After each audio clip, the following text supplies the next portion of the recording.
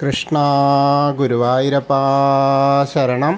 ഗുരുവായൂരപ്പൻ്റെ ഉച്ചപൂജയും കളഭാലങ്കാരമൊക്കെ കഴിഞ്ഞു. നട തുറന്നു കേട്ടോ. അപ്പോൾ നമുക്ക് എല്ലാവർക്കും ഗുരുവായൂരപ്പനെ കാണാൻ പോവാം. ഗുരുവായൂരപ്പൻ്റെ ആ ചതുർബാഹുവായ രൂപത്തിൽ ഇന്നിപ്പോൾ ഏത് രൂപത്തിലാണ്, ഉണ്ണിക്കണ്ണനാണോ അതോ ഏതെങ്കിലും രൂപത്തിലാണോ എന്നറിയില്ല, ദേവകളുടെ രൂപത്തിലാണോ എന്നറിയില്ല. നമുക്ക് പോയി നോക്കാം. ആദ്യം തന്നെ കിഴക്കേ നടയിലുള്ള മഞ്ജുളാലിനെ ഒന്ന് പോയിട്ട് പ്രദക്ഷിണം ചെയ്യാം. അപ്പോൾ ആ വെങ്കല ഗരുഡ ശില്പവും അതേപോലെ കുചേലൻ്റെ ശില്പമൊക്കെ കാണാം.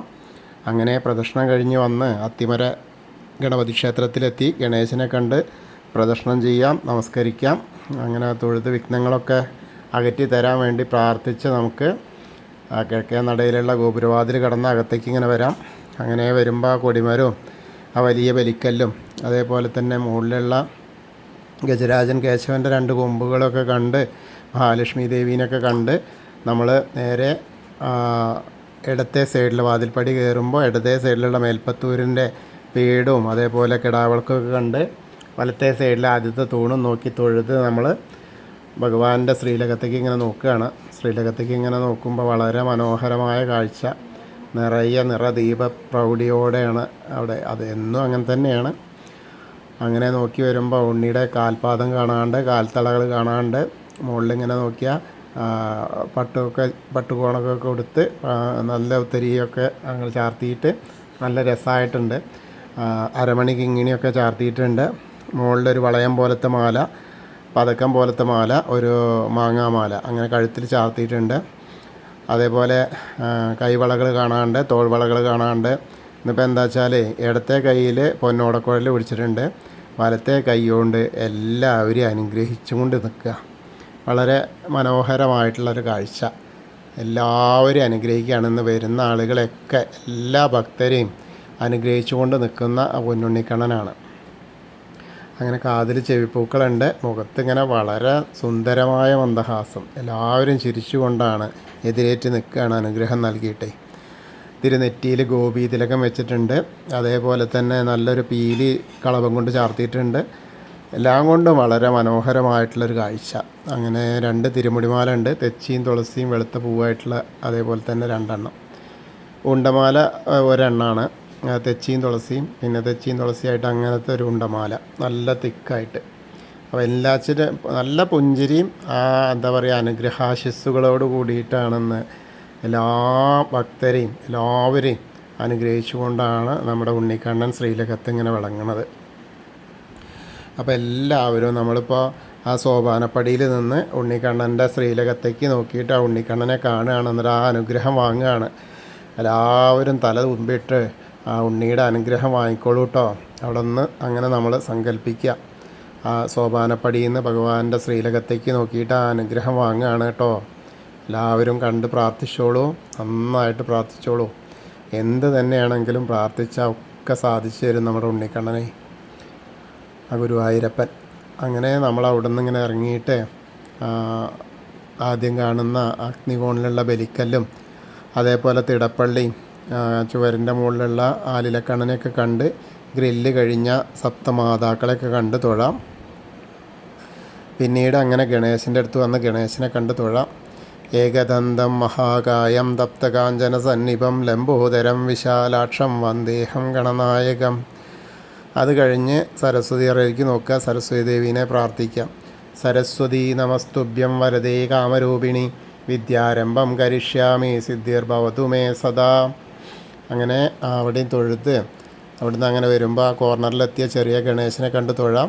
പിന്നെ മത്സ്യം, കൂർമ്മം, വരാഹം, നരസിംഹം വരെയുള്ള രൂപങ്ങളൊക്കെ കണ്ട് തൊഴുത് മേൽശാന്തിൽ അവിടുന്ന് അർച്ചന പ്രസാദമൊക്കെ വാങ്ങാം. അത് കഴിഞ്ഞ് അങ്ങനെ പോന്ന് വാമനരൂപവും ഗജേന്ദ്രമോക്ഷമൊക്കെ കണ്ട് ഗരുഡാരൂഢനായിരിക്കുന്ന മഹാവിഷ്ണുവും അനന്തശായിയായ അനന്തപത്മനാഭയൊക്കെ കണ്ട് തൊഴുത് നമ്മൾ ശ്രീകോവിലിൻ്റെ പുറകുവശത്ത് വന്ന് സാഷ്ടാംഗം നമസ്കരിക്കുക. നമസ്കാരമൊക്കെ കഴിഞ്ഞ് അങ്ങനെ മുകളിലേക്ക് ഇങ്ങനെ നോക്കിക്കഴിഞ്ഞാൽ ആ ഉഗ്രരൂപിയായ നരസിംഹത്തെ കണ്ട് തൊഴാം. പിന്നീട് അങ്ങനെ ദശാവതാരത്തിലെ ബാക്കിയുള്ള രൂപങ്ങൾ ശ്രീരാമചന്ദ്രനും ബലരാമനും ഭാർഗവരാമനും ശ്രീകൃഷ്ണനും മുരുകനെയൊക്കെ കണ്ട് തൊഴുതങ്ങനെ ഹനുമാൻ സ്വാമിയുടെ അടുത്തേക്ക് വരിക. ഹനുമാൻ സ്വാമിയെ കണ്ട് പ്രാർത്ഥിക്കാം.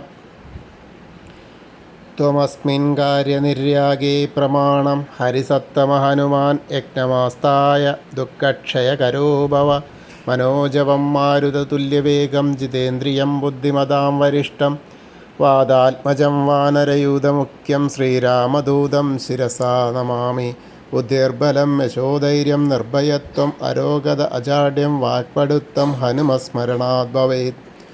ഓം നമോ ഭഗവതേ ആഞ്ജനേയായ മഹാബലായ സ്വാഹ. അങ്ങനെ ഹനുമാൻ സ്വാമിയെ കണ്ട് തൊഴുത് നമ്മളിങ്ങനെ വരുമ്പോൾ ആ രാധാകൃഷ്ണനും അതേപോലെ കാളിയമർദ്ദന രൂപിയും വെണ്ണക്കണ്ണനെയൊക്കെ കണ്ട് തൊഴാം. പിന്നീട് നേരെ ഓവിൻ്റെ അവിടെ വന്ന് പ്രാർത്ഥിക്കാം. ആ താമരക്കണ്ണനെ, കൽപ്പവൃക്ഷത്തിന് ചുവട്ടിലിരിക്കുന്ന താമരക്കണ്ണനെ കണ്ട് തൊഴാം. പിന്നെ കിഴക്ക് വശത്തേക്ക് മുകളിലേക്ക് ഇങ്ങനെ നോക്കിയാൽ കൊടിമരം കണ്ട് തൊഴാം. പിന്നെ നൃത്താറയും മണിക്കിണറും അതേപോലെ കുറൂരമ്മേനെയും നാരദരെയും മേൽപ്പത്തൂരിനെയും വസുദേവരെയൊക്കെ കണ്ട് തൊഴുത് വടക്കേ നടയിൽ കൂടെ പുറത്തേക്ക് വരിക. പുറത്തേക്ക് വന്ന് പ്രസാദ കൗണ്ടറിൻ്റെ അവിടെ നിന്ന് ചന്ദനവും തീർത്തൊക്കെ വാങ്ങാം. അങ്ങനെ വന്ന് വീണ്ടും നമ്മൾ എടത്തരികത്ത് കാവിലെ ഭഗവതിയെ കാണാനായിട്ട് പോവാം.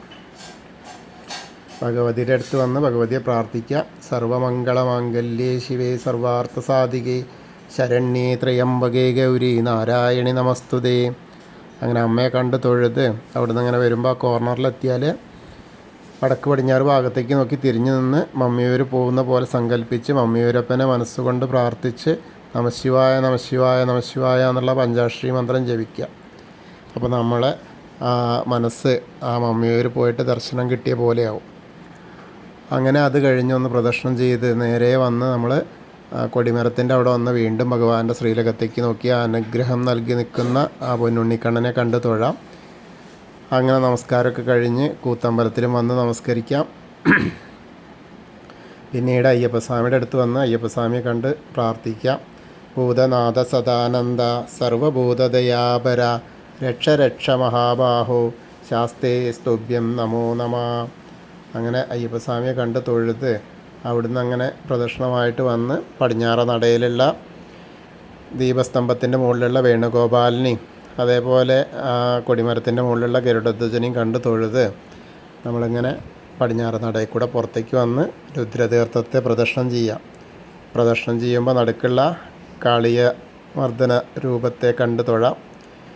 പിന്നീട് അങ്ങനെ നാരായണാലയത്തിൽ വന്നിട്ട് പൂന്താനം തിരുമേനി പൂജിച്ചിരുന്ന ആ ഉണ്ണിക്കണ്ണൻ്റെ ചെറിയ വിഗ്രഹം അത് കണ്ട് തൊഴുത് നേരെ ഭഗവതി നടയിലും അതേപോലെ വലിയ ദീപസ്തംഭത്തിൻ്റെ അവിടെ വന്നിട്ട് ഭഗവാന്റെ ശ്രീലകത്തേക്ക് ഒന്നുകൂടി നോക്കി തൊഴാം. പിന്നീട് തെക്കേ നടയിൽ വന്ന് കൂവളത്തെയും പ്രദക്ഷിണം ചെയ്യാം.